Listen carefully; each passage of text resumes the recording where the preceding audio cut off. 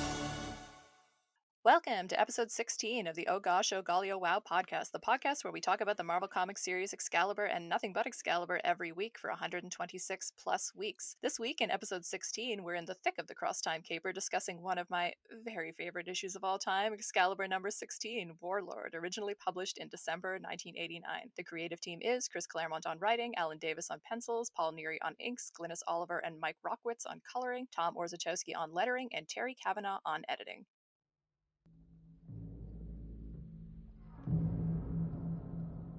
I dreamt of the dragon. I have awoken him. Can't you see all around you the dragon's breath?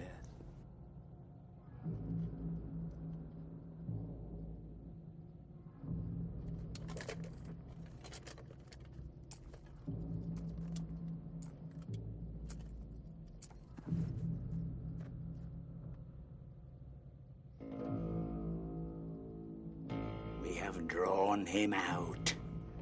The Duke is off to pursue your men. There he goes. Good. Mount your horse! I will transform you into the semblance of the Duke. Igraine will think her husband has returned. But the cliff, the sea, your lust will hold you up. You will float on the dragon's breath. Ride! Ah! Ah!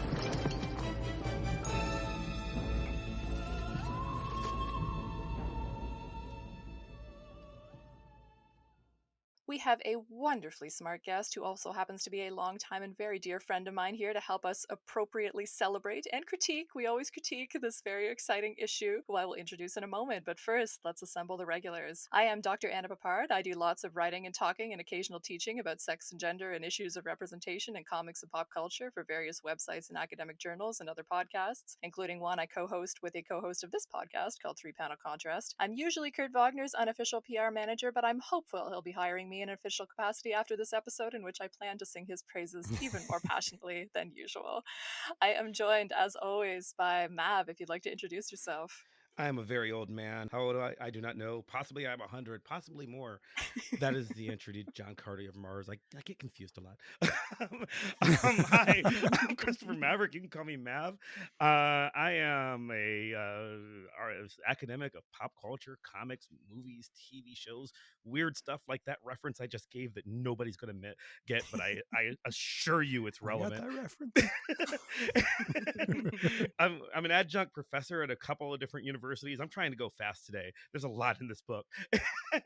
And I'm the host of Vox Popcast, another podcast where we talk about pop culture stuff. And this is Excalibur, always one of my favorite books. I said on our very first episode that Excalibur in many ways was about teaching a 14-year-old Mav stuff about his future self and sexuality and things that he might not understand yet. Yeah, this is one of those books.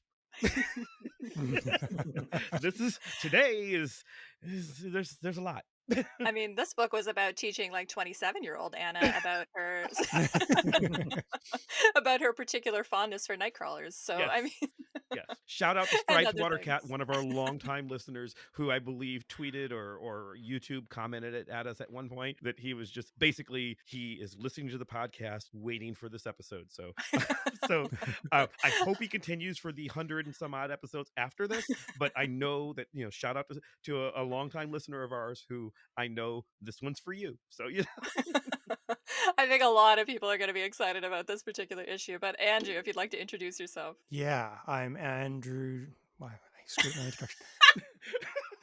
Yes, hello. I'm Dr. Andrew Demand. I'm a lecturer at St. Jerome's University, and I'm the project lead for the Claremont Run, which is a big study of Chris Claremont's work with a social media focus. I would say, going along with what Mav has maybe introduced already to us, that the 3 thirstiest texts I've ever read in my life are Twilight, A Princess of Mars, and Excalibur. And we've got 2 of 3 to talk about today, so I'm really excited about that. Excellent. Let's just get into it by continuing with our introductions. We are joined, as I mentioned, by a guest who I'm very excited to have with us in Dr. Keith Friedlander. Welcome, Keith. Thank you for having me. I'm very glad to be here. I was so excited when you picked this issue. So Keith Friedlander is a communications instructor at Olds College in Alberta, Canada. He earned his PhD in British Romantic Literature from the University of Ottawa, but decided he'd rather spend his time talking and writing about comics. Good choice. He's published a handful of articles on superhero comics, indie comics aesthetics, and comics production culture, most recently appearing in my collection, Super Sex, Sexuality, Fantasy, and the Superhero. He has a wonderful, wonderful piece about counterpublics and young Avengers in that text. We will definitely link it in the show notes. He's also the current president of the Canadian Society for the Study of Comics, which is how I met Andrew and Keith. Wonderful society. Yay. Keith's favorite X-Man growing up was Cyclops because he's basic. Oh. Is he still your favorite X-Man, Keith? I don't think so. I don't know. I think sometime in my 20s, I realized the commentary upon me that Cyclops was my favorite. So. Oh, well. A Cyclops Live hating your podcast. best life, We like Keith. him as a character. Yeah. No shame here. It's a safe space. No, Yeah, definitely. Now that I'm almost 40, I've made peace with how basic I am. So I'm coming back around. Well, let's tell our listeners a little bit more about you, starting with what your Excalibur origin story is. Is this your first time reading this series? Yeah, this is my Excalibur origin story as your podcast, really. I was an Excalibur virgin, or a Galahad, if you will. Oh God, nerd jokes. A little Arthurian humor in there. You can use that.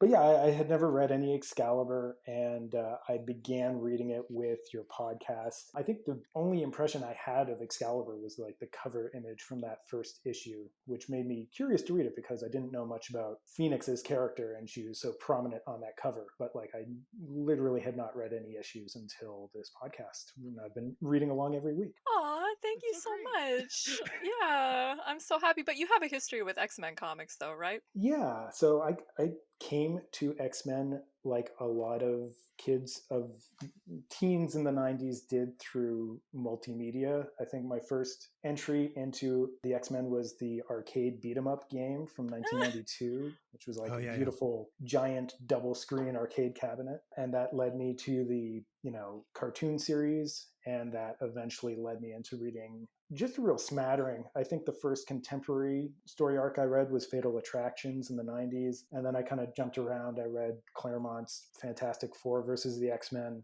So I have a very patchy history, but I've read like storylines from almost every decade in their history, just never in sequence. No, fair enough. I mean, God, I can't even tell you how much anger I have at so many X-Men adaptations and the portrayal of Nightcrawler, in the sense that I did encounter that X-Men multimedia growing up, and if he'd been Excalibur Nightcrawler, I would have been an X-Men fan 20 years earlier than I am.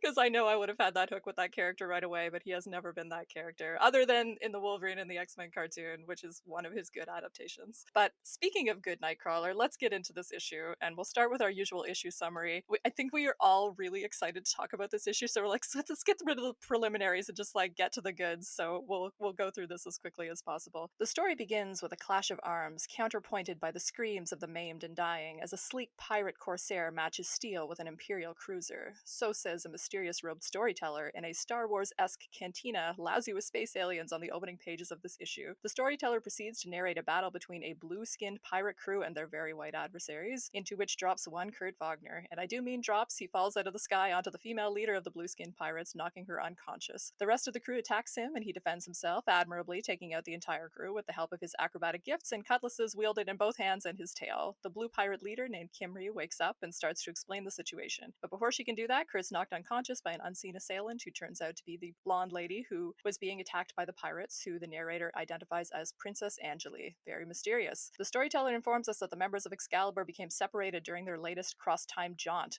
While Kurt landed on the pirate ship, others landed elsewhere. We catch up with Kitty and Rachel hanging upside down in a meat locker without their powers. Something about the planet seems to be dampening them. Still, they manage to escape being cooked into a stew and are taken under the wing of the first selectman. That reality is Lockheed, who's the leader of an anthropomorphic race of purple dragon warrior people. Kitty, Rachel, and the first selectman go searching for the rest of the team and succeed in finding Alistair Stewart before they're all taken hostage by an enormous green tentacle monster. Yet more tentacle monsters. Elsewhere, Kurt wakes up naked in a pool with Angeli intending to join him. She does. They kiss and do other things. Not on panel, but presumably, since the next time we see them, they're curled up together on a curved bed, drinking wine and eating grapes and wearing flimsy robes that do not include underwear. We're not sure how long they stay there, but long enough for Kurt to fall asleep and wake up again and become suspicious about his seemingly perfect hostess. He follows her into the dungeon where he finds Kimry, whom Angeli told him was slain in battle. Kimry explains the real story. Angeli is a succubus who seduced Kimry's father, the one-time ruler of the world, and somehow stole all the world's magic to preserve herself. Kurt realizes he's been on the wrong side of things, frees Kimry, and teams up with her to take on Angeli. They find Angeli commanding the giant green tentacle monster, which is in the process of devouring Kitty, Rachel, and Alistair. Kurt cuts Kitty free, and Kimry takes out Angeli's servant, who she realizes is her brainwashed and deformed father. While she's stunned by the shock of that, Angeli tries to kill her, but is stopped by Kitty, who impales Angeli and sends her falling off the platform to her presumed death. That's Angeli taken care of, but they still have the tentacle monster to contend with. Kurt realizes it seems fearful of Rachel, so he tosses her into its maw, and because he's Nightcrawler and plans that involve tossing things together always work, this plan does work. Rachel's suppressed Phoenix Force activates, destroying the creature, but also maybe the entire world and Excalibur. The issue ends on that cliffhanger, which the storyteller promises will be resolved in the next issue. Okay, first impressions. Does everybody love this issue as much as I do? Please tell me I'm not going to be the only one singing his praises. You did all say that you were excited. Oh, yeah. Yeah, this is some good stuff. It's our show. We're going to find some problems. This is a good issue. This is a very definitively good comic. Well, let's go over to you, Keith, because you're the Excalibur Galahad, as you mentioned. I love that. Jumping in here as an issue of Excalibur, did you love this issue of Excalibur? What are your first impressions? I was thankful that I had been reading the series along with the podcast. So I've read this series leading up to this, following along with your podcast episodes, because I think I would have been confused. I find this to be a very interesting issue. I don't think it's my favorite that I've read so far. I think it's very interesting in pacing and framing. I also feel like this was something that Claremont was maybe just like waiting to write. Like, this is like such a deep, like, you know, John Carter deep dive fantasy that it's fascinating how just all in this issue is compared to some other issues. Well, yeah, can we ask Andrew to kind of situate this in some of Claremont's proclivities for us? Because he's done these pulp and pirate stories before, and this seems to be an interest of his, right? Yeah, he's actually written John Carter of Mars for Marvel before. I didn't even know that. Yeah, no, he's right into this. It's also a series, as in John Carter, that corresponds with a lot of Claremont's interests, such as, you know, space opera and sex stuff, which are things that Burroughs very much created. At least that formula, I should say. Well, do we want to get just like right into the context of the issue and the content of the issue? Because, you know, I feel like the first impressions is that we either liked it or it's interesting. So let's get into what makes it either exciting or interesting. I want to start with talking about this as a Nightcrawler showcase, because I do think that in a lot of ways, like I've talked about the 1985 Dave Crocker miniseries on the pod before, and one of the things that I think is so good about that series as like a Nightcrawler series is that it creates a world that allows what's great about the character of Nightcrawler to truly shine. And I think that that's also something we get here. This isn't a Kurt solo story. We have the other characters present in this story as well, but it almost might as well be a Kurt solo story. He's definitely at the center of this story, and it definitely has a lot of kind of, parallels or sort of references to that earlier Dave Cockrum miniseries. We have, flying space pirate ships and stuff, and we have him dropped onto one, which is literally the same thing that happens to him in the 85 Nightcrawler series. In some ways, this is a redux of that. So yeah, I mean, did that make sense to you kind of as a read of this? Like, if this is a world in which Kurt is allowed to kind of be the best version of himself, and like, I mean that for good or bad. I don't mean like he's like a saintly character in this, but it is a very like Nightcrawler world. What does that mean? Like, why is this a world in which he's able to kind of succeed, or why does this world make sense with this character? Well, there's a line at one point, I think it's when he wakes up in Anjali's bed, where the narrator says that he's coped in an inimitable style uniquely his own. Yes. Which is Claremont saying this is Nightcrawler's ideal existence. But why is it his unique, like, ideal existence? Like, what are these swashbuckler fantasies that Kurt has, and why does he have them? It's a swashbuckler world, which he loves. I mean, it's how he imagines himself. Kurt's power is teleportation and sticking to things, but like we envision him with a sword always because that's what he is. He is a wannabe, Errol Flynn pirate. Like the image inducer, his first image was, I'm going to look like Errol Flynn. That's who he is. And this is a world where you don't need an image inducer because much like in that first limited series, this is a world where nobody cares if you're funny looking because everybody's funny looking and it's fine. Yeah. And, you can be funny looking and you can still get the hot Megan looking, blonde babe or not. There's other blue people and there's dragon people and it doesn't matter. This is the most accepting post-racial, post-wonderful world.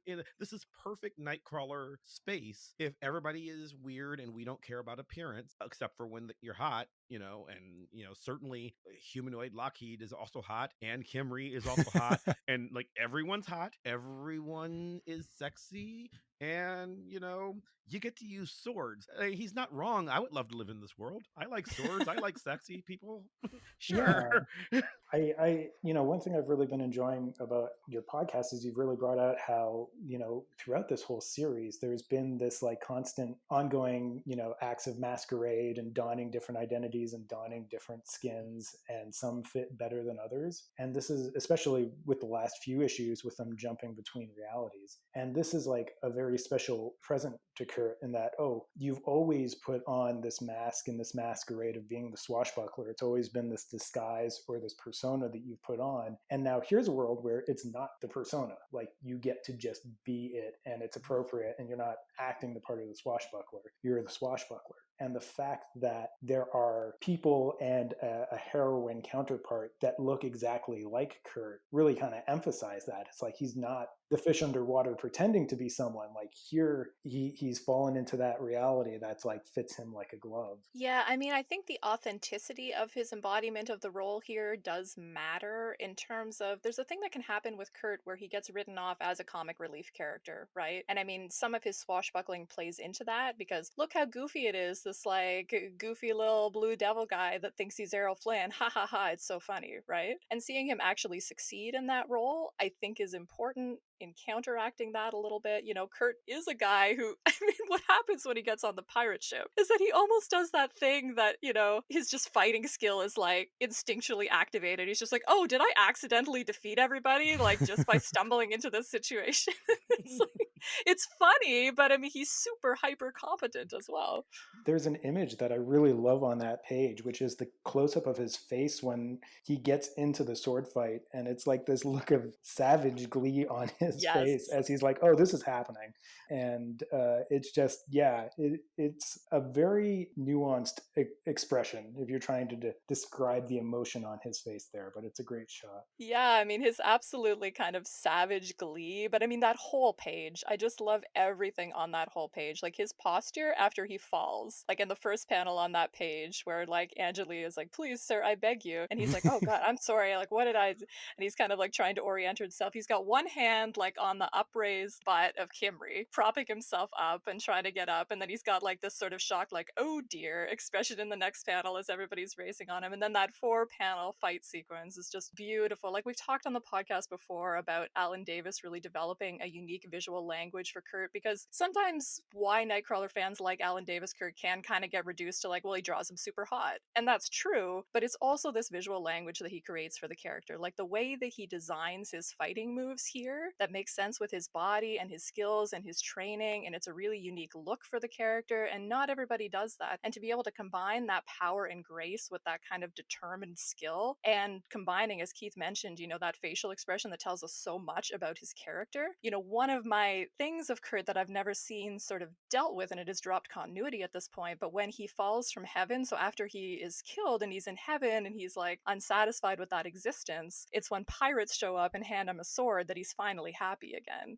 And I don't think Kurt has ever properly sort of reckoned with his implication in the joys of violence, because he thinks about himself as a very like non-violent character. But seeing him enjoy this, I think, is really important. And it's not something that we get sort of dealt with in a critical way here, but still the presence of that shows an understanding of this character that I really appreciate. And I just have to say that final panel on the bottom too, like, now that's what I call a workout, with him with the sword in his mouth and everybody is positioned in very interesting poses. And I posted that to social recently and someone commented, what kind of a workout was he doing on these people? And I was like, yeah, I'm pretty sure that's intentional given the context of this world. But Excalibur has a lot of butt up shots, but especially under Davis. But just I want to piggyback on your visual language of Kurt thing, because it is a very fluid and graceful fighting style that Davis takes care to make visually distinct from being Spider-Man, which is the most common visually fluid, graceful style. Kurt has one that's all his own, to where it's just like you see him doing this weird,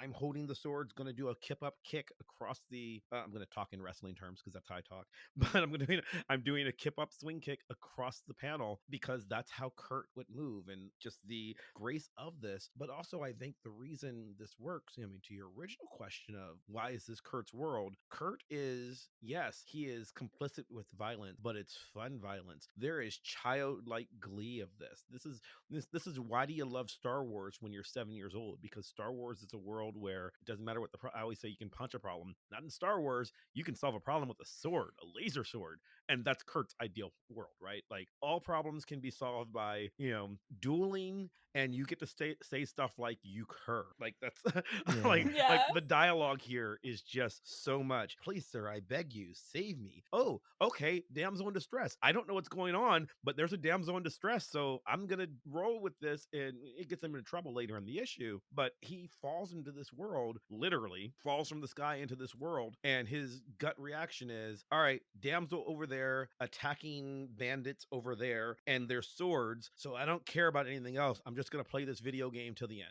Maybe just adding on that, I think one of the ways that the narrative itself helps to sell Kurt's joy here is through exceptionalism. This is a world that only works for Kurt, really. And we get that on the cover. We've got the classic Frazetta homage, and Kurt is in the pose perfectly. And then we have Kitty and Rachel not portraying that world accurately. That they're, sort of sending it up a little bit. And I think that works really, really well for the narrative, because Kurt does get seduced by this world, right? He does fall into it too far, and eventually has to pull himself out of that in order to rescue the other members of Excalibur who are not at all having the good time that Kurt is having. Yeah, and I want to talk about the way that it kind of subverts the standard narrative that it's setting up, but I also want to just make sure that we don't move past, like, what is the swashbuckler fantasy and what does it mean for Kurt? Because he's not imagining himself as, like, Rambo. He's imagining himself as, like, Zorro or Errol Flynn, this kind of attractive, sort of masculine, but also femme connotative, type of character. And I'm interested in terms of that as an icon that he's focused on embracing. And I was wondering if you guys had thoughts about that. Like, why specifically this identity for Kurt? What do we associate with swashbuckler figures that Kurt would find especially appealing? I do think I talked a little bit about the swordplay, but also there is I don't know how to answer the question other than to say it's almost a cosplay aspect, right? Like, for us, we being people who live in 2021 as superhero fans, the heroes of our youth are superheroes, right? Like, why do we dress up as a Superman or a Nightcrawler or a, Captain America or whatever? You dress up for that power fantasy. Kurt lives in a world where the superheroes of his youth are dashing pirates, right? It is the perfect world for him just because of the joyousness. I remember watching, for me, Channel 43, WUAB, like watching mid-afternoon afternoon movie, which was frequently an Errol Flynn movie, an old Errol Flynn movie. And he grew up watching these, and I think this is just his perfect world. Why do people cosplay Jane Austen Lolita fashion in 2021? This is just what he wants to be, I think. It's a freedom for him. See, I would say that there's a performative aspect to swashbuckler figures in general, and sort of like a quick wits,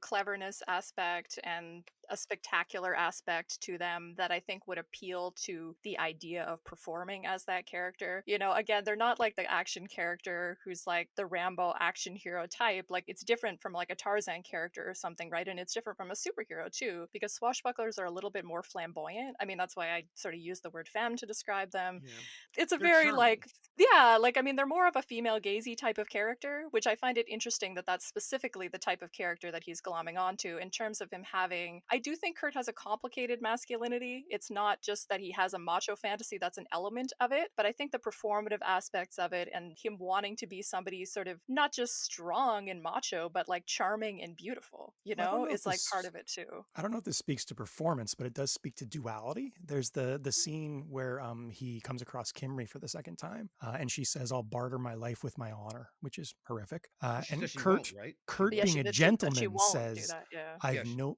Yes. Kurt says, being a gentleman, "I've no designs on either." And her response is "ha," because she perceives him, right? She perceives that there's this layer of gentility and code and all that kind of stuff, but there's also that raw sexual attraction that Kurt is feeling. And I really like that as kind of revealing of Kurt's character. And as I said, the sort of layers informing it. Yeah, he's definitely modeling like a specific kind of masculinity, but it's a masculinity that, as you said, Anna, it's not restrained by the more overt dominant models of masculinity that, especially in the 80s and 90s ran rampant, and especially in superhero genre work. So, he is modeling, he's not just modeling, he's manifesting a form of masculinity here that is being reinforced and reflected back to him in a positive way, more in this setting than it is in the regular world. I also feel like the swashbuckler, there's something about the permission to be bold and brazen, which I feel like Kurt would like to be more often, and maybe this is just like, the media in which I originally encountered Kurt, but there was always that emphasis of him having to hide himself as being one of like the, defining traits of his character, and the image disguise, and the fact that it's not just that he can be himself and doesn't have to disguise himself, but that, the swashbuckler is brave and brazen and does whatever they want all the time. And that's something that he wants to manifest for himself. Yeah, to me, it's like the swashbuckler is a masculine fantasy and a macho fantasy on some level, but it's also a fantasy that has like just a little tinge of gender bending to it. And so I can see that being appealing to Kurt in terms of a performance that's manageable for him given his inherent difference. He's never going to fit that role perfectly, but that's sort of part of it, right? I mean, is that part of what, because I want to talk about his imperfection in a space like this as well, because I think part of what makes Kurt really identifiable when he is performing these roles is the fact that he becomes like a reader surrogate figure just through the fact that he can never perform them perfectly because he's a Blue Devil guy, and we do see his goofiness here too. I mean, right before he has this moment of extreme competence, we see him crashing into Kimry and he's upside down with like his like his Nightcrawler weird feet, kind of splayed at a weird angle and everything. And we see him being very clumsy like a moment before he has his moment of success, right? And I feel like that's really important to kind of the Nightcrawler identity as well, kind of this way that he's always imperfect in these spaces, even though he can have these moments of hypercompetence. But just being in this world where, there's a apparently a significant blue population of this world, and there's a significant dragon population, just the fact that difference doesn't matter here. So now it's not, I mean, it doesn't matter in that world, but it still matters to us as readers. Right. But I'm wondering if the message here is to Kurt, this isn't a performance anymore. Yeah. To him, I mean, identity is always performance, but to him, oh my God, I can be my true self, and I'm going to roll with it as long as I can. Like, I think that there's something to that here.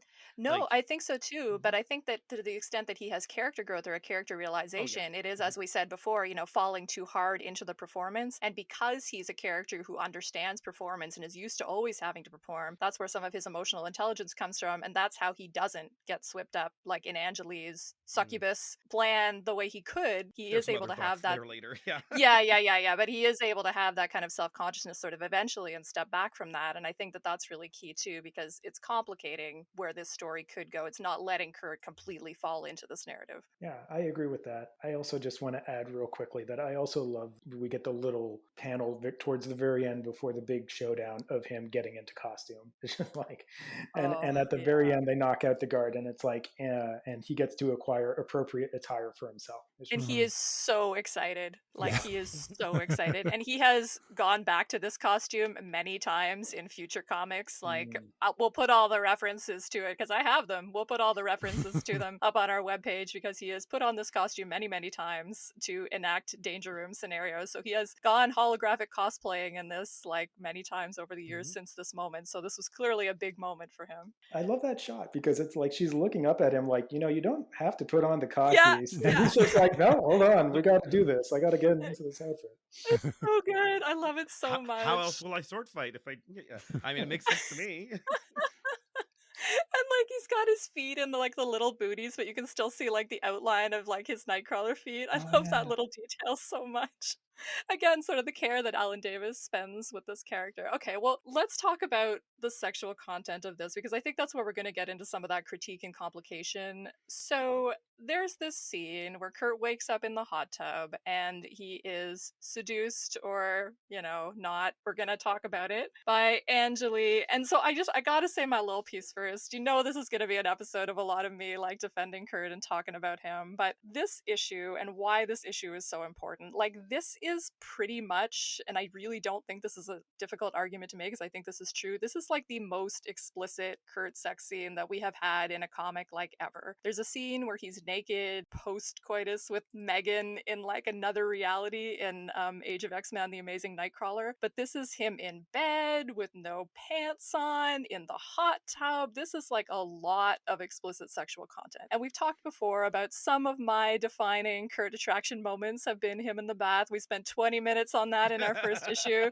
There's the scene with him and Amanda in Uncanny X-Men number 169 where he's in the hot tub with Amanda. That was very much like a turning point scene for me. But some of what we talked about way back in episode 1 was how these scenes are kind of important for a character like this because they humanize him, right? Because he can be this comedy relief character, but we talked in the bathtub scene, like making it very clear that he has a penis and we're hiding it from you actually kind of matters for monster characters who are often dehumanized, right? So I just had to say that like little spiel to begin. Like this issue is very, very fan servicey, but it's fan servicey of the types of fan gazes that often don't get prioritized in this genre, like female gazes and gay male gazes, like people who like to look at lean muscled devil boys lounging around in bed and licking wine off people's hands. It's not a gaze that we always get catered to in this genre, and I just think that's important to note before we get into some of the complications of this scene. I agree. I'm not. Yes, there are complications. We're going to talk about it. I've seen the notes. I know, but this is it. We've talked a lot about on the show in previous episodes about how did they get this past 1989 censors? Oh my God, how did they get this past 1989 censors? Even before this, Angeli's and Kimberly and her people, but the standard outfits that these people wear. If you're a modern comic book reader in 2021, maybe you're familiar with the John Carter series of comics that are still being published. In particular, Deja Thoris, they're wearing sheets. And I remember watching this like, I've seen women in lingerie before as 14-year-old Mav, but it did not occur to me that one could just wear a sheet. And you talked about like their explicit robes with clearly no underwear, but those are more modest than her I'm just wandering around on ship deck outfit, because at least there's a little tie there. I love the sexuality of this. I love the frankness of it. I love that this is it's a world with without, I don't know if I want to say consequence. There's definitely consequence. There's a world without sexual inhibition in a good way. It's a very sex positive world. Yes, Angela is a villain. We'll get to that. But like the fact that this is, I have met this woman. She is beautiful. She finds me beautiful. And now we're going to bang hard in this hot tub because that's the world. You know, we just met an hour ago and I was unconscious for 55 of those minutes. So, but who cares, because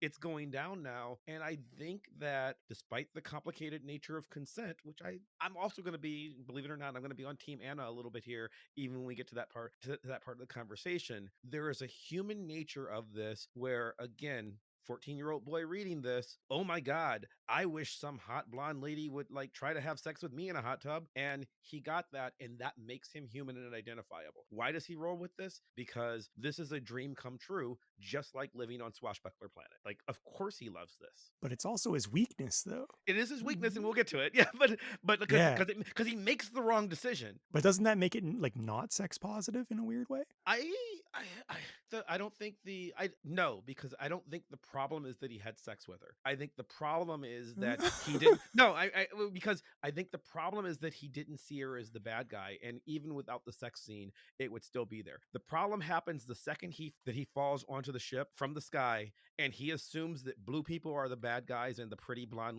white lady is the good guy. That's the assumption he makes, even as a blue person himself. But that's a symbolic seduction too, though, right? Sure. Yeah, I don't know. For me, it all kind of lumps together. Okay, for me, it's not the sex though that changes it. It's the.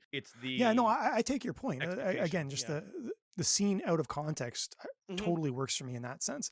I just think I would actually prefer it. You know what I mean? In a weird way, if Anjali didn't turn out to be seducing him to manipulate him and kill his friends. I think my sort of redemptive argument for it is not going to be on the narrative level, but purely on the visual level, like of this being just, again, catering to those gazes that don't always get catered to. And I don't think the context takes that away. Like, I mean, for me, reading this comic, just being like, this is Nightcrawler being super sexy, and he is portrayed as legitimately sexy and not comedically sexy in a way that we just hadn't seen before. So I don't think for me it takes that away, but there's definitely, like, this isn't a positive sexual encounter on a narrative level, I will say, for me. Well, I mean, the thing that I would bring up too is just that, like, there is an element of Kurt often gets paired with like the beautiful blonde, like even just with like Jermaine, like Amanda, his sister / girlfriend. And there is a suspicion I have around that, because it's almost a joke, you know, he's like the monster guy who like gets the Barbie always. It's a Beauty and the Beast thing.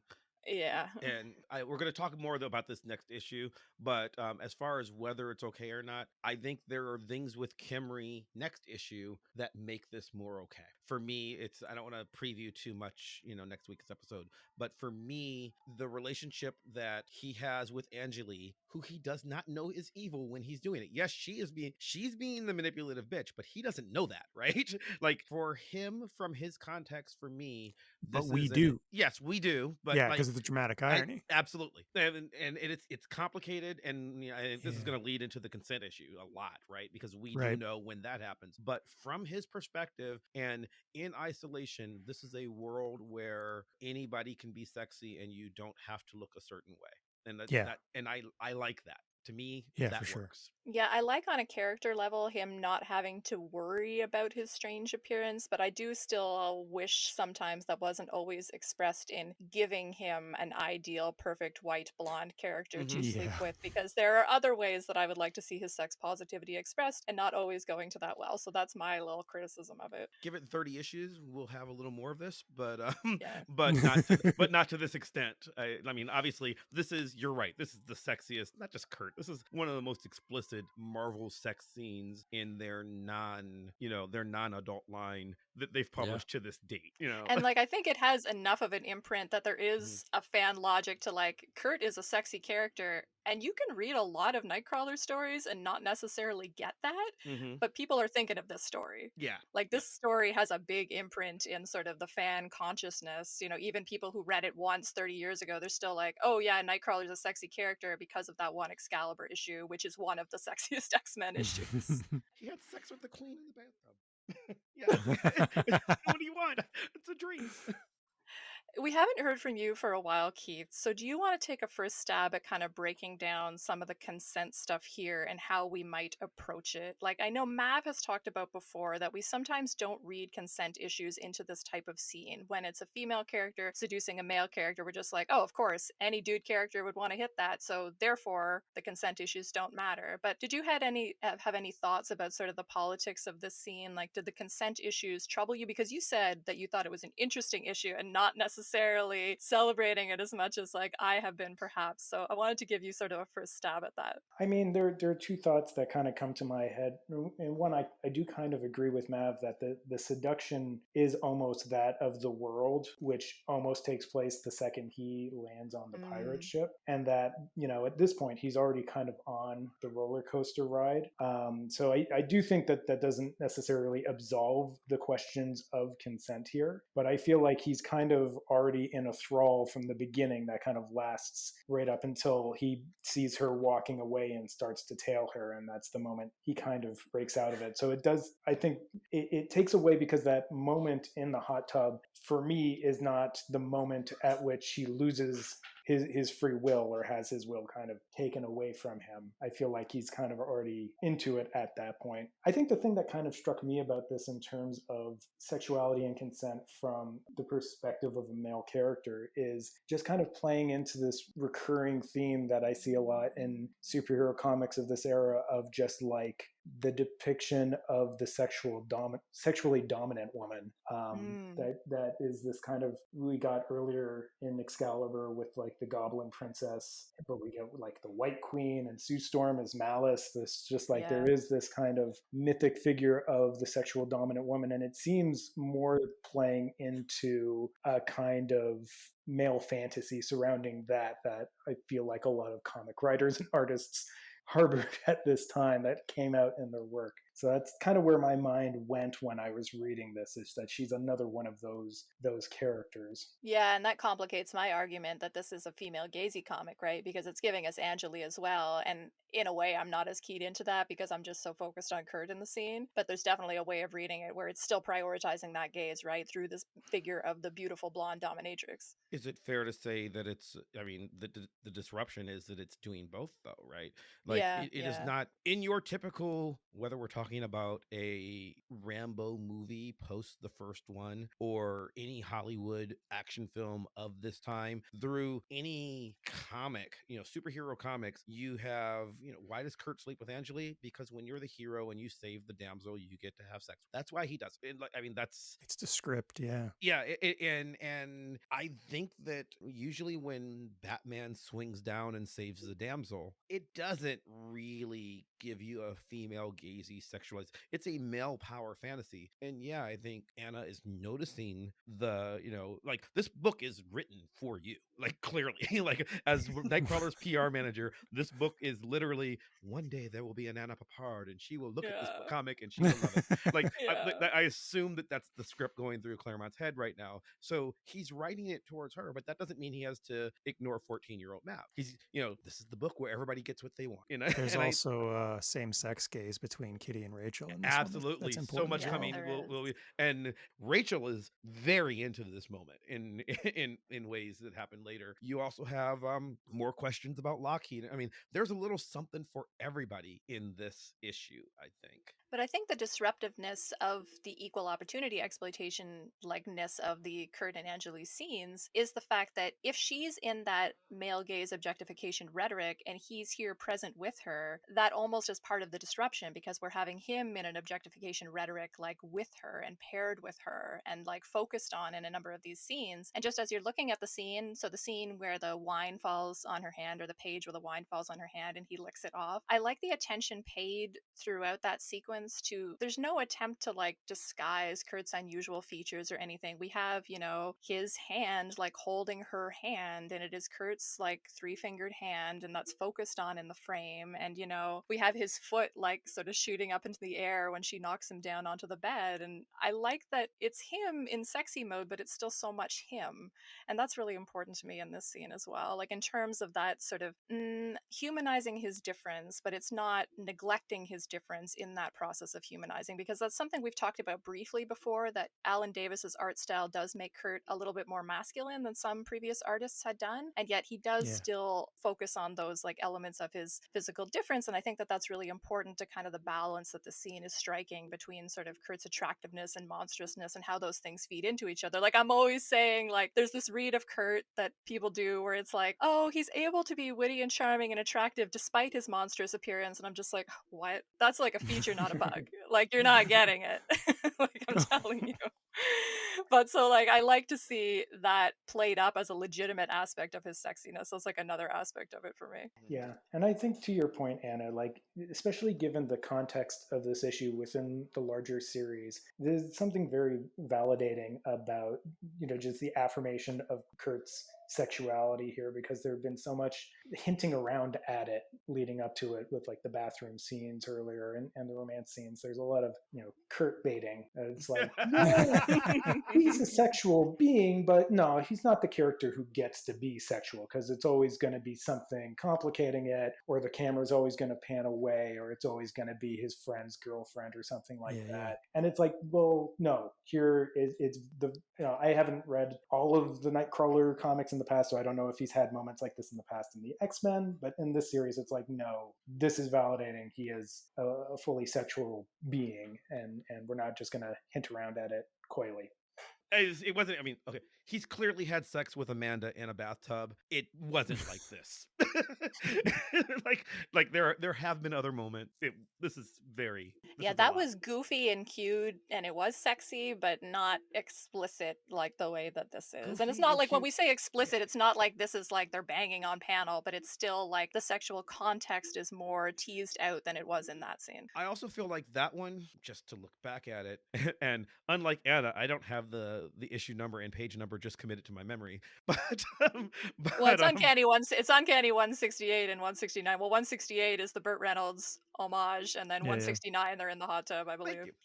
But even in that one, that's two people who have been dating for a while and they're taking a bath together. So perhaps there was clearly sex involved, or maybe not. Maybe this is just the day we get clean, but they're two sexually involved people. This is a hot and heavy one night stand in a hot tub with some queen lady. So I think there's explicit sexiness here as opposed to romanticism, which is what we got out of him before. Yeah, that's a good way of putting it. I mean, that's sort of what I was suggesting with like cute, but that's a much better way of putting it. I mean, the other thing that I'll just say, like in terms of sort of fan gazes and affiliations, I mean, I have this thing with Kurt where like I'm both in love with Kurt and like want to be Kurt. I mean, that's part of like my love for this character. So having like this scene, it's like having my gaze and my sexuality validated, right? Like getting to kind of experience this with this character. So that's part of why it's so important to me, right? Because if you're attracted to a character, and like you're always looking for scraps when you're like a female reader in the superhero genre, like, and that's like whether you're a straight reader or a non-straight reader, because it's aimed at heterosexual men. It is what it is. And so you're always hunting for scraps. And then when you have this issue where the character that you think is super sexy is presented as super sexy, that's like validating your entire outlook, because you've been reading this book for all this time looking for those scraps of sexiness, and then getting it here is just like, I mean, that's what, like, this issue blew my mind when I read it the first time. Like, you're absolutely right, Mav. I was just like, they did an issue for me? Like, that's, I don't even expect that to happen, and yet here it is. And then I always come back to issues like this as a way of complicating how we think about the superhero genre, right? Because there are these moments where it does, or at least can, cater to more diverse gazes, and it doesn't always do that, but it gives me such high hopes for its ability to do that. Do we perceive, getting back to the consent stuff, like, do we perceive what happens here as, like, does Kurt perceive it as a lack of consent? Do we get any signs in the story that he perceives it that way? Is he upset by this encounter in the aftermath of it? No, but he should be. Yeah. I think for me, okay, so we had a talk off microphone just about the sexual pathology of Kurt as a character and how consistent it is. For me, I do think Kurt likes to be dominated. Like even in that scene with Amanda that we were referencing just now, it's specifically him offering himself up for her consumption, because that's what he wants. That's seduction to him. So Angeli throwing herself at him in a situation where he is powerless, and I think that's important to the consent issue, because his teleportation won't work, because he's trying to leave and can't. Yeah. I think he definitely enjoys that on some level. I think it's consistent with his pathology. And I think the the power dynamics of, you know, this guy who wiped out an entire boat full of warriors in order to save her does make it a little less icky for me. Okay. Other thoughts? I think he's consenting. and here's why. I think it is problematic. I think it is problematic in the way that superhero comics, even to this day, though there are notable exceptions, but the hero narrative, and I mean this literally in the Joseph Campbell monomythic sense, the hero narrative creates a world where, I'm going to use male pronouns here because that's the way Campbell wrote it, but the world where a hero gets to encounter a goddess and a seductress. That's who Right. Those are the women that the hero encounters along his journey, and basically he gets to sleep with both.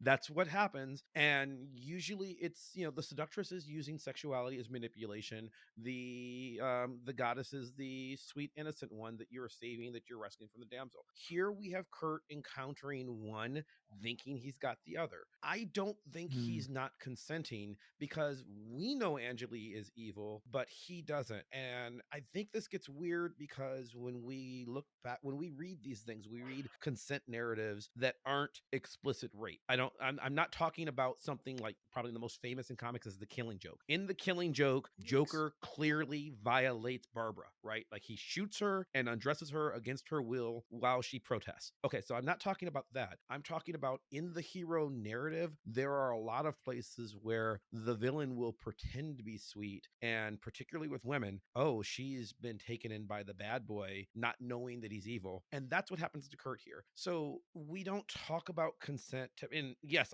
I'm not saying it's not problematic. I agree with Andrew. By nature, he probably should be pissed by it, right? In real life, if someone lies to you about who they are in order to sleep with you, that is a problem, period. Well, we also don't know if there's like a magical superpowers component to it, because she has some sort of succubus magic. So I mean, was he able to consent given that factor? And I don't know. I don't read it as having that, but that's my personal reading. I read it just everything else that I know about Kurt. He's not involved with anybody right now.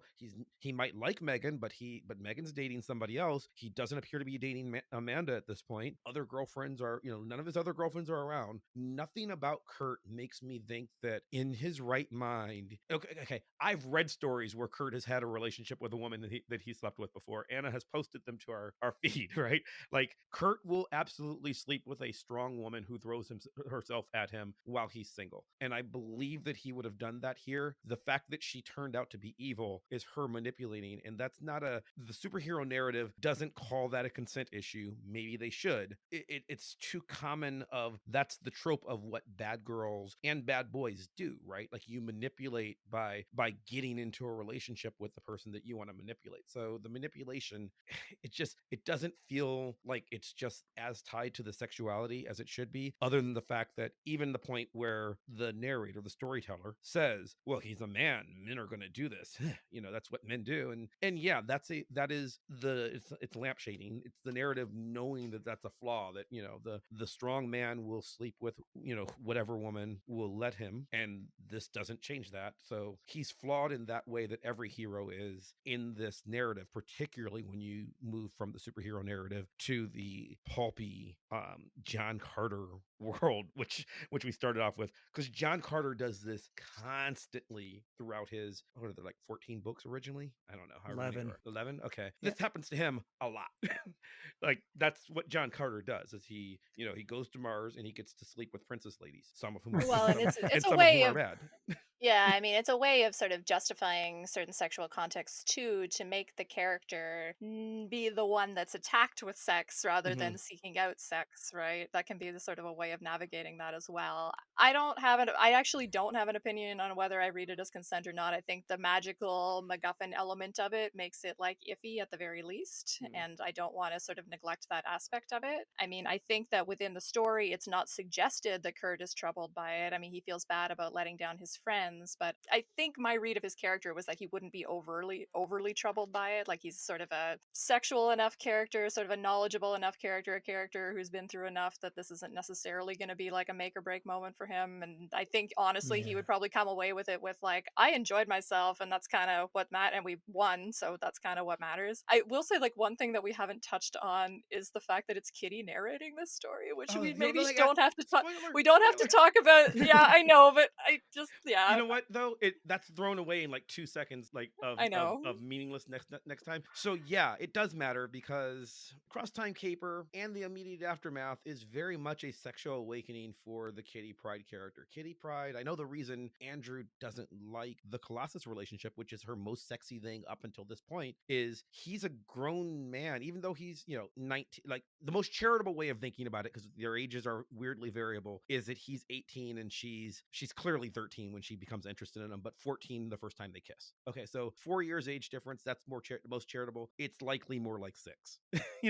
So but she is very much a child trying to hang with grown-ups in there, and Excalibur very much is her growing up story. There's a lot of Kitty being okay with and understanding her sexuality over the course of the first 50 issues of Excalibur, and this is it. This is her understanding Kurt's sexuality and sort of talking about it in a grown-up way. Maybe we'll talk about it a little bit more in the next issue, since that's when we get that reveal of her as the narrator, and we can kind of come back to it a little bit. The one thing I just had to jump in and say, because I feel like loyal listeners of the pod would expect me to weigh in on this, I consider Kurt a sexually flexible character in terms of his topness or bottomness, and that is one of the things that I find interesting about this character. He is totally good with being dominated, but he's also the kind of character that wouldn't lose his masculinity through domination. He's kind of a power bottom in that relationship, but he's definitely also a flexible character to my mind. I assume that he likes it both ways. Yes. and yes, all kinds of ambiguity intended in that statement when I made. Yes. I have to just also say how much restraint I used not interrupting Keith when he used the phrase, and I wrote it down to make sure I would remember, starts to tail her in like 20 minutes ago. And I just wanted to point that out because I didn't want to interrupt our very nice guest. But I mean, I've mentioned it on this pod before, but I actually wrote about it in a piece recently. But I mean, in terms of that flexibility of Kurt, some of the kind of gender fluidity of his body speaks to that a little bit. And I mean, I'm being totally serious here that I think the imagery of his tail is a really interesting example there. The way it can be sort of a phallic symbol or almost like a connotatively feminine sensual symbol. Like, it is a thing that thrusts and squeezes, and it does both. And that is sort of key to some of the sexuality of this character. And you always want to laugh when you're talking about things like that, but I'm like, yeah, but these things are like kind of serious too, in terms of we're talking about this story that we're still really interested in as adults, as academics, like 30 years later. So these things matter. And I had you as a guest on my other show when we had an episode where we talked about super sex, like, which is the title of your book, but also very candidly about literally, because it's always like, well, how could your mind go there when you're they're superheroes? Why would you go to sex? Because Kurt's natural state is to be a very flexible human being with a prehensile tail. Why would that not be a part of your sex life? It naturally must be. That's who he is, right? Like, in real life, as a person who is human, I have, body parts. I have, like, not just genitals, but I have fingers and hands and lips, and those are the parts of my natural body. His natural body includes a tail. Of course it gets involved. Like, how else would it not? Like, it would be weird if it didn't. It's also part of his swashbuckler persona because he's wielding the sword with the tail. And it's also, I found it interesting, it's the thing that remains exceptional about him on this world, because there are all these blue people who look exactly like him, but they don't have tails that they can hold swords with. So it remains, the part of what makes him remarkable. And to the degree that swashbuckler persona is part of his, kind of fluctuating sexuality, gender, his kind of hybrid performance, then it makes sense that plays into his swashbuckler persona. Yeah, and he uses his tail to take out Gimri when she catches him in the chokehold. He's got other alternatives, as he says. And that's a question for you. They lose their immune abilities here, but Kurt does not turn human. They lose their immune abilities, and he is blue with a tail. Yeah. this is going to come up in a future episode because Alan Davis tries to solve that by suggesting that Kurt's appearance is not a mutation, which is not consistent in X-Men continuity, but it is actually going to get brought up in a future issue of Excalibur. I think it's like in Excalibur 64, and like we're going to talk about it. But like, yeah, there are questions about that, and there remain to be questions in X-Men continuity about whether Kurt is like magical or mutant, and makes me crazy. But it is interesting, yes. But usually when they're in power dampener situations, he retains his like flexibility and appearance and everything and just loses his teleportation. That's sort of pretty consistent. So now but it's confirmed that people are going to stay with us for at least 50 more episodes.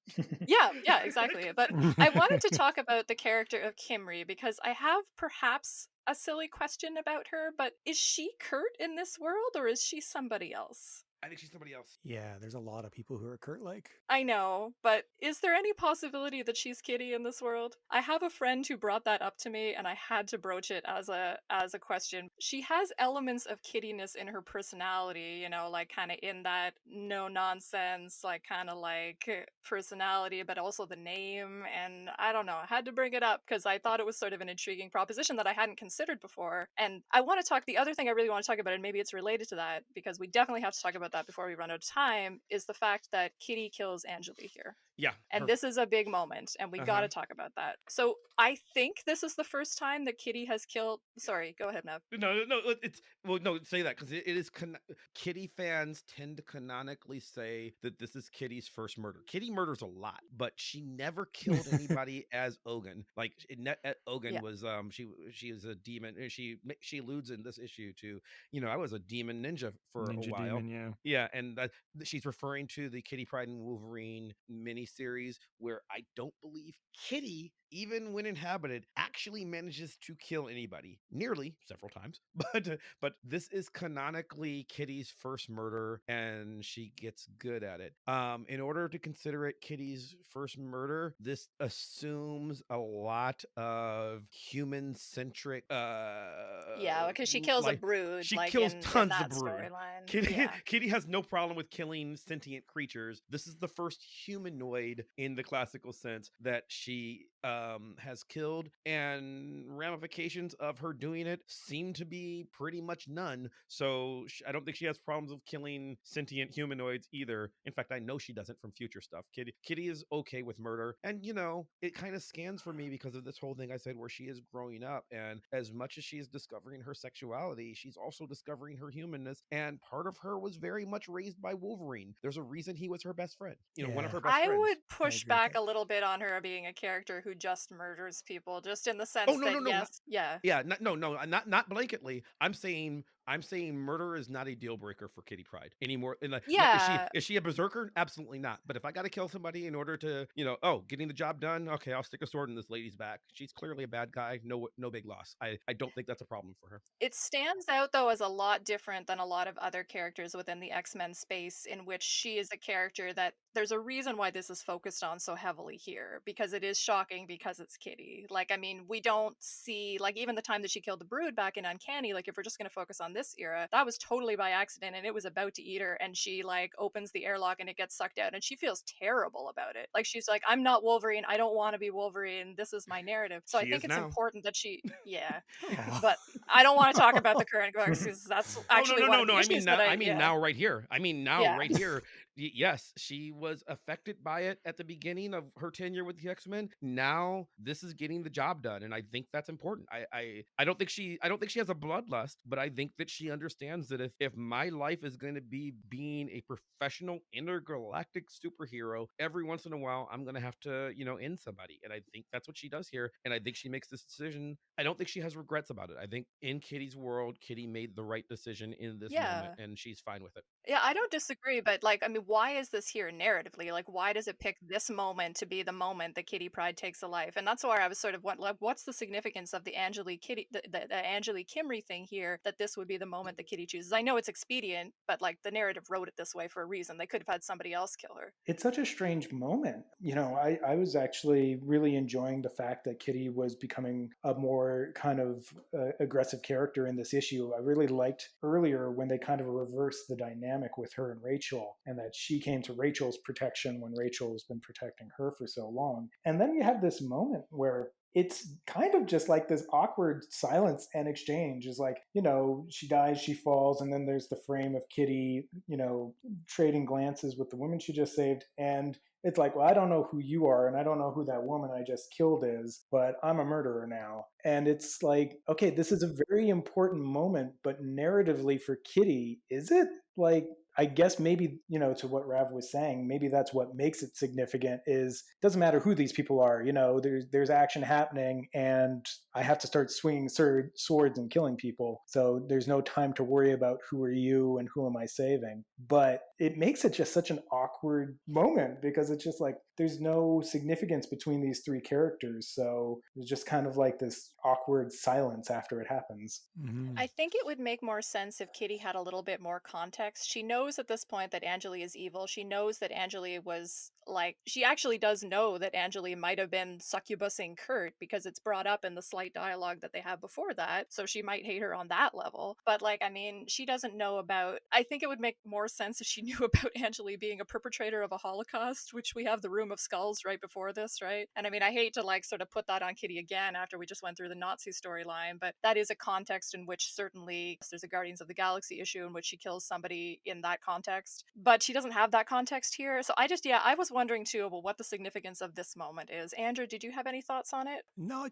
I agree with Keith, but I think for me, this is maybe a lost opportunity. Like, there should be consequence for that. There should be reaction to that, more than just this one shot of her face kind of not really even saying anything as it occurs. So I think that may be a situation where Claremont just kind of dropped the ball and didn't really develop as something that should have been a bigger deal. That exchange between Kimry and Kitty is very loaded. That quiet panel where they're looking at each other with Kitty with the sword, but yeah, that's true. It's just so ambiguous that it's really hard to know what to make of that, because it seems like there's some sort of identification moment between the two characters there, but it could be any number of things. Recognition of a warrior. It could be that. We haven't talked about it much, but Keith, you alluded to it very briefly. There's earlier stuff with Rachel, and Keith, you said, this is the world where Rachel, protects Kitty. No, it's not. Rachel thinks it's that world. It's never been that world. Kitty can fight better than any of them. Kitty was, shy of Wolverine, who has been training her to be an assassin since she was 13 years old.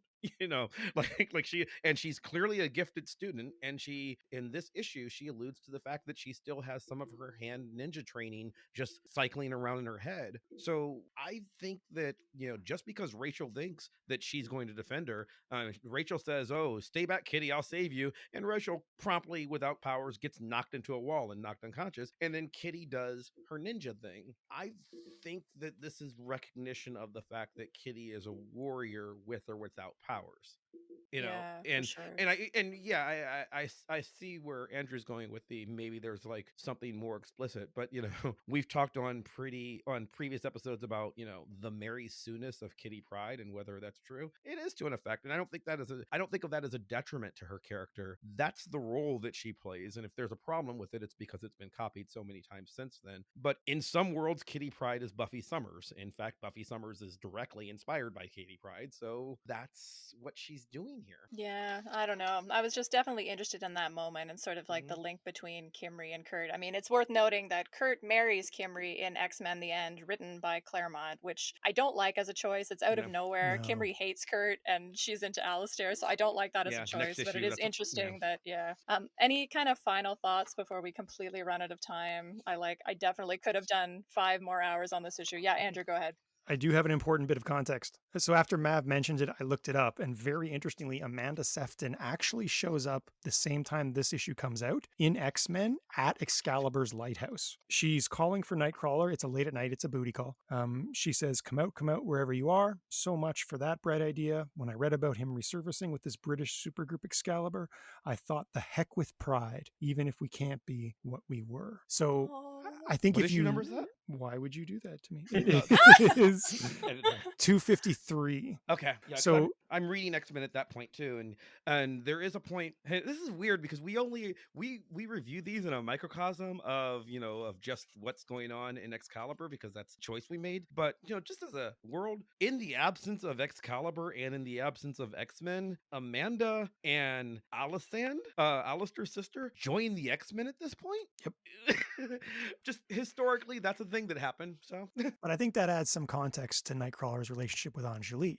Like, I mean, it makes it clear that he and Amanda were separated, but it also maybe makes the reader long for them to get back together, depending on your stance on Amanda Kurt. Well, the thing that I really wish that she wasn't the adopted sister thing is because I actually do love the thing that they have where they have kind of a booty call relationship. It's so good, and I want to root for it so bad. I love, like, when he comes back to life, the first thing he does is booty call Amanda. And I'm just like, I love that, but like, why with the foster sister? Why?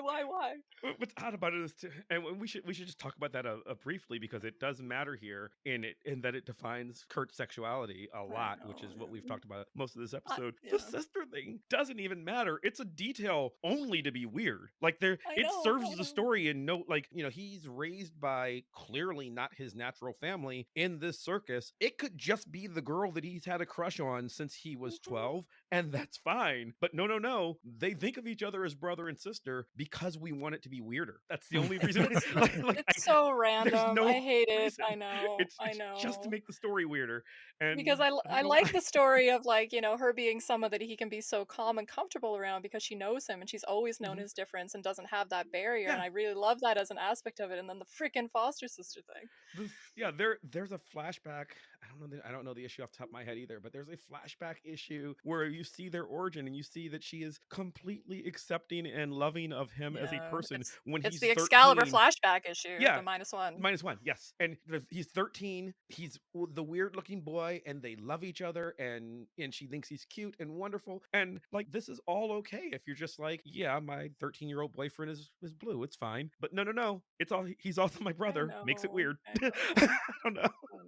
All right, Keith, final thoughts. Anything that you want to desperately bring up that we haven't brought up? I feel like I wish that we'd heard from you a little bit more on this podcast. It's on me, but it's your chance to sum up the episode in your mind. I'm just very impressed by the amount of world building and storytelling and narrative threads that happen in this issue. There's like, a narrator as a framing piece, and it all kind of comes together in that splash image of the Cthulhu demon, and it was like, okay, now all the threads are together and we're going to end this in 3 pages. Just really impressive breakneck speed storytelling in this issue. It really is. And I mean, I definitely have to point out that, we've talked about tentacles a little bit previously. It explicitly says in this one, when the narrator is telling the story and describing the tentacle bit, and one of the aliens is like, hey, that's how my people have sex. That's pretty cool. Yeah. So, like, they're just explicitly like, yeah, so that's like a sex thing. Shout out to the tentacle people. Yeah, I know, says it's right? pleasurable too. He's like, oh yeah, tentacles. It feels good. Okay. Yeah, I love that though, Keith. I mean, if you thinking about this within your sort of context of other X-Men comics, can I give you sort of a last word to kind of talk about? Did you find that Excalibur has a different tone than kind of the X-Men comics that you're used to? Like, were you kind of surprised by this book, kind of digging in after all these years? Oh, totally. I feel like Excalibur is different from any other X-Men series I've read, and it's really different from other superhero series from that era. I think it was in like your first or second episode of the podcast, Mav said that, or he described it as like a postmodern superhero comic, and I was like, all right, let's slow down. I mean, it's just a superhero comic. But, I had only read the first 2 issues at that point. And now that I'm like more than a dozen issues in, he's totally right. This is a very postmodern comic. It feels like Claremont really just wanted to have like a sandbox where he could play around with genre, play around with tone, do, experiment with different settings and tell whatever story was kind of popping into his head. And that makes it feel very different. I feel like, I think of traditional X-Men comics as being really directed at teenagers. I feel like, the emphasis on action and the whole theme of belonging and kind of you and your friends against society, that really has appeal for teenagers. I feel like Excalibur really is kind of directed at more of a 20-something crowd. The themes are things like, how do I get along with my weird roommates, and how do I figure out that this long-term relationship that I'm in isn't healthy or good, and how do I come to terms with my, sexual identity as I'm coming to understand it. Those are themes that are going to resonate with like an an older audience. So this feels like it's a different kind of comic aimed at an older crowd. And it might not be fair to say this, I do feel like it's a more character-focused comic series. And, X-Men, Uncanny X-Men is a character-focused series, especially under Claremont. The focus was on the characters. But, the regular X-Men series also feel like they're very much about the mythology, and that the mythology kind of weighs it down sometimes, and that is, as important as the characters. And Excalibur doesn't have this. It's really just about these 5 characters. So I feel like the focus is a little bit more on there. But yeah, this Excalibur to me feels like, I don't know, Doctor Who meets the real world. It's not like a regular X-Men comic. That's beautiful, Keith. I can't think of a better note to end on than that. So, you need me again now that my truce is wrecked. Years to build and moments to ruin, and all for lust. For Igraine! One night with her. You don't understand, you're not a man. Use the magic. Do it! Igraine. You will swear by your true kingship to grant me what I wish. Then you shall have it. By Excalibur, I swear it. What issues from your lust shall be mine. Swear it again. I swear it! So we will wrap things up on our marathon session, other than to say, Keith, anything you'd like to plug for our listeners? Where can people find you if you would like them to find you? Yeah, people can find me on Twitter at FriedKeith. I think the last thing that I wrote probably appeared in Anna's excellent collection, Super Sex. So people can find my essay about the Young Avengers there. Also, if you Google Thanos and toxic masculinity, you'll find my essay about the Marvel Cinematic Universe version of Thanos that was published on the Middle Spaces a year or two ago. And I'll also put in a quick plug for the Canadian Society for the Study of Comics. It's a really great organization. If you have any interest in studying and writing about comics from an academic or popular perspective, then you should check us out. We're an academic society, but we have lots of members who are independent scholars or just kind of in popular criticism. So you can check us out at comics-scholars.com or on Twitter at comicsbd. Thank you so much for joining us, Keith. I was so thrilled to have your voice on this episode. I hope it lived up to your expectations. Next, in 1 week's time, we will be on to episode 18, in which we will be discussing Excalibur number 17, From the Crucible, a Captain, in which Excalibur attends a raucous party and dies? We'll talk about it. In the meantime, if you liked what you heard, please follow us, like, and review the podcast wherever you're listening to it or watching it. Don't forget to check out our fabulous YouTube videos, which you can find via our website or the Vox Popcast YouTube channel. As always, if you want to chat with us about Excalibur or pitch yourself as a guest for a future episode, let us know. You can reach out via our website, goshgollywow.com, where we've got some fun extras, and via Twitter at goshgollywow, where we post daily pages from whatever issue we're reading that week, and more fun extras. Thank you, Andrew and Matt, for another adventurous conversation. Thank you, Keith, for setting sail with us. Thank you all for listening, and a special thanks to Maximilian of Thoughtform Music for our truly epic theme song. Play us out.